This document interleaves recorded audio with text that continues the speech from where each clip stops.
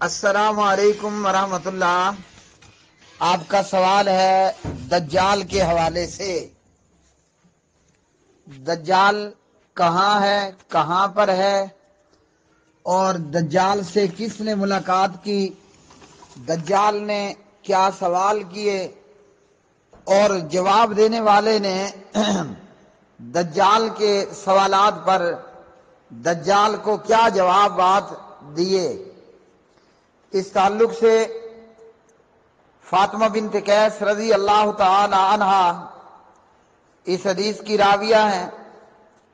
صحیح مسلم کتاب الفتن و اشراط الساعہ باب قصۃ الجساسۃ،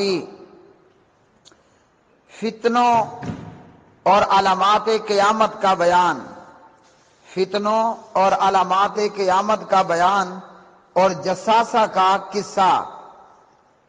حدیث نمبر صحیح مسلم میں 7386۔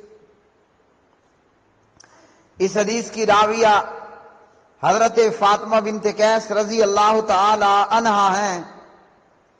صحیح مسلم میں جناب حضرت فاطمہ بنت قیس رضی اللہ تعالی عنہا بیان کرتی ہیں کہ پکارنے والے کی پکار اور آواز سنی۔ وہ پکارنے والا نبی محترم صلی اللہ علیہ وسلم کا منادی تھا اور پکار کر کہہ رہا تھا کہ نماز کے لیے جمع ہو جاؤ۔ حضرت فاطمہ بنت قیس کہتی ہیں میں بھی نماز کے لیے جمع ہونے والوں میں شامل ہو گئی اور مسجد نبوی صلی اللہ علیہ وسلم میں جا کر نماز میں شامل ہوئی۔ عورتوں کی صفوں میں جا کر میں نے نماز پڑھی تو پیارے نبی علیہ الصلوۃ والسلام نے منبر پر بیٹھ کر صحابہ کرام رضوان اللہ تعالی علیہ مجمعین سے خطاب کیا، اور آپ صلی اللہ علیہ وسلم نے فرمایا کہ ہر ایک آدمی جہاں موجود ہے وہیں پر ہی رہے۔ اور آپ صلی اللہ علیہ وسلم نے فرمایا کہ میں نے تمہیں اس لیے جمع کیا ہے، میں نے تمہیں اس لیے جمع کیا ہے کہ تمیم داری رضی اللہ تعالی عنہ، تمیم داری ایک نصرانی عیسائی تھا، وہ آیا اور اس نے بیعت کی اور وہ مسلمان ہو گیا۔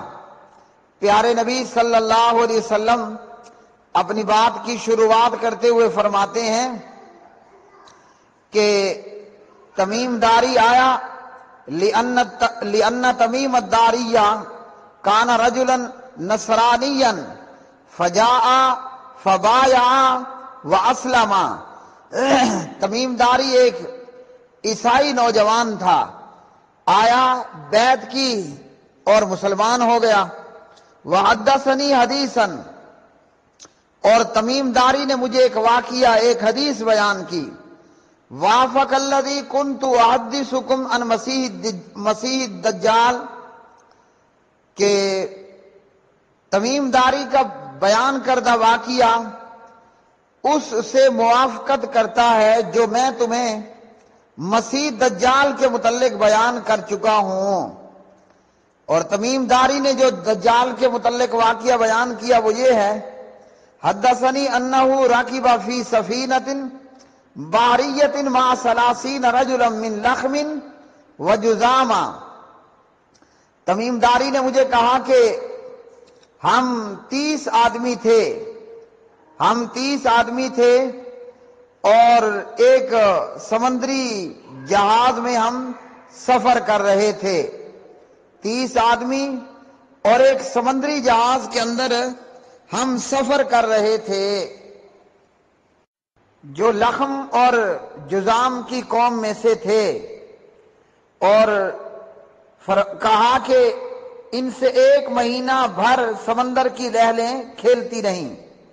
واقعہ بیان کرنے والے حضرت تمیم داری ہیں، اور یہ واقعہ نبی علیہ السلام کو انہوں نے بیان کیا، اور پھر نبی علیہ السلام نے تمیم داری سے یہ واقعہ سن کر صحابہ کو جمع کیا، نماز پڑھائی، اور نماز کے بعد منبر پر بیٹھ کر تمیم داری کا بیان کردہ واقعہ بیان کرتے ہیں جناب محمد الرسول اللہ صلی اللہ علیہ وسلم، اور فرماتے ہیں کہ تمیم داری نے کہا ہم 30 آدمی تھے، سمندری بحری بیڑے میں کشتی میں سوار تھے، اور مہینہ بھر سمندر کی لہریں ہم سے کھیلتی رہیں، یعنی ہم سمندر میں رہے، اور پھر یہ لوگ سمندر میں ڈوبتے سورج کی طرف ایک جزیرے کی طرف جا لگے، اور پھر چھوٹی کشتیوں کے ذریعے تمیم داری کہتے ہیں کہ ہم جزیرے میں داخل ہوئے تو وہاں پر ہم نے ایک جانور کو دیکھا، ایک ایسا جانور ملا جو بھاری دم والا، بہت بالوں والا، اور اس کا اگلا پچھلا حصہ بالوں کے ہجوم سے معلوم نہ ہوتا تھا۔ لوگوں نے اس جانور سے کہا کہ اے کمبخت تو کیا چیز ہے؟ وہ جانور کہنے لگا کہ میں جاسوس ہوں۔ لوگوں نے کہا کہ جاسوس کیا مطلب؟ فقالوا ویلک ما انتی، فقالت انا الجساسۃ، قالوا وما الجساسۃ، قالت ایھا القوم انطلقوا الی ھذا الرجل فی الدیر فانہ الی خبرکم بالاشواق۔ تو یہ جانور نما کہنے لگا کہ اس شخص کے پاس چلو کہ جو تمہاری خبروں کا بڑا مشتاق ہے، یعنی اسے بڑا شوق ہے۔ تمیم داری رضی اللہ تعالی عنہ نے کہا کہ جب اس نے اس کا نام لیا تو ہم ڈر گئے کہ کہیں یہ شیطان نہ ہو۔ تمیم داری کہتے ہیں کہ ہم دوڑتے ہوئے وہاں گئے تو دیکھا کہ وہاں ایک بڑے قد کا آدمی موجود ہے کہ ہم نے اتنا بڑا آدمی اور ایسا سخت زنجیروں میں جکڑا ہوا کبھی نہیں دیکھا تھا۔ اس کے دونوں ہاتھ گردن کے ساتھ بندھے ہوئے تھے اور دونوں زانوں سے ٹخنوں تک لوہے سے جکڑا ہوا تھا۔ جناب تمیم داری کہتے ہیں قلنا ویلک ما انتا، ہم نے اس جکڑے ہوئے شخص سے پوچھا کہ اے کمبخت تو کون ہے؟ تو وہ کہنے لگا کہ فاخبرونی ما انتم، مجھے بتاؤ کہ تم کون ہو؟ تو تمیم داری کہتے ہیں کہ ہم نے کہا نحن اناس من العرب، ہم اہل عرب لوگ ہیں، اور ہم سمندر میں جہاز میں سوار ہوئے تھے، لیکن جب ہم سوار ہوئے تو سمندر کو جوش میں پایا، 1 مہینے تک ہم لہروں میں ہی سمندر کے اندر ہی رہے، اور پھر بالآخر ہم یہاں تمہارے پاس پہنچ گئے۔ تو تمیم داری کہتے ہیں کہ ہم نے اس سے کہا کہ اے کمبخت تو کیا چیز ہے؟ زغر کے چشمے کے متعلق پوچھا تو کہا کہ ہاں اس کے اندر بھی بہت پانی ہے اور کھیتیاں اس سے سراب ہوتی ہیں۔ تو پھر دجال نے نبی امی حضرت محمد الرسول اللہ صلی اللہ علیہ وسلم کے متعلق پوچھا تو تمیم داری کہتے ہیں کہ ہم نے کہا کہ وہ مکہ سے نکل کر ہجرت کر کے یثرب آ چکے ہیں۔ دجال نے پوچھا کہ کیا عربوں نے نبی امی صلی اللہ علیہ وسلم سے جنگ کی؟ تو تمیم داری کہتے ہیں کہ ہاں کی ہے۔ تو دجال کہنے لگا کہ اس کے ساتھ کیا کیا؟ کہا کہ نبی امی ارد گرد کے عرب قبائل پر غالب آ چکے ہیں اور لوگوں نے نبی امی کی اطاعت کر لی۔ تو دجال پوچھنے لگا کیا واقعی ایسا ہو چکا؟ ہم نے کہا کہ ہاں۔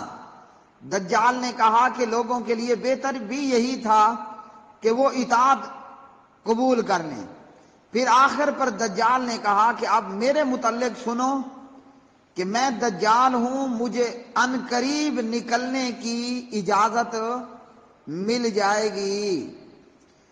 تو یہ ہے دجال کا واقعہ حضرت تمیم داری رضی اللہ تعالی عنہ سے، اور پھر نبی علیہ الصلوۃ والسلام کی زبانی۔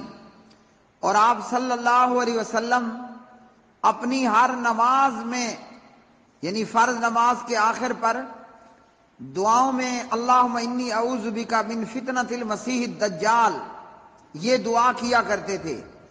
دجال کو مسیح دجال اس لیے کہا جاتا ہے کہ اس کی ایک آنکھ بے نور ہوگی، مطلب وہ ایک آنکھ سے کانا ہوگا، کانا ہوگا، ایک آنکھ 100% ڈیمیج ہوگی اور دوسری آنکھ بھی 50% ڈیمیج ہوگی۔ تو کانا یا کانا ہونے کی وجہ سے دجال کو مسیح کہا جاتا ہے۔ اور اس حدیث سے ہمیں یہ بھی معلوم ہوا کہ دجال ایسی جگہ پر موجود ہے کہ جہاں تمیم داری رضی اللہ تعالی عنہ اور ان کے ساتھ کے 30 لوگ وہاں تک پہنچ بھی گئے۔ عام طور پر یہ سمجھا جاتا ہے کہ دجال ایسی جگہ موجود ہے جہاں کوئی پہنچ نہیں سکتا، حالانکہ تمیم داری اپنے ساتھیوں سمیت وہاں پہنچے، اور یہ بھی معلوم ہوا کہ دجال کسی سمندری جزیرے کے اندر قید ہے، اور چونکہ اللہ کو منظور نہیں ہے تو کوئی دجال تک پہنچ نہیں پا رہا، اور جب منظور خدا ہوگا تو پھر دجال کا خروج ہوگا اور وہ دنیا کے اندر ایک بہت بڑا فتنہ رونما کرے گا، اور بالآخر حضرت مسیح عیسیٰ ابن مریم علیہ السلام کے ہاتھوں دجال کا قتل ہوگا۔ حضرت عیسیٰ مسیح علیہ السلام، جناب مسیح علیہ السلام کو مسیح اس لیے کہا جاتا ہے کہ وہ مادرزاد اندھے کی آنکھوں پر ہاتھ پھیرتے، کوڑ کے مریض کے جسم پر ہاتھ پھیرتے، اسی طرح دیگر بیماروں کے جسم پر جب ہاتھ پھیرتے تو بیمار صحت یاب ہو جاتا۔ وآخر دعوانا ان الحمدللہ رب العالمین۔ چینل کو سبسکرائب کریں اور بیل آئیکن دبائیں اور لائک کے بٹن کو پریس کریں۔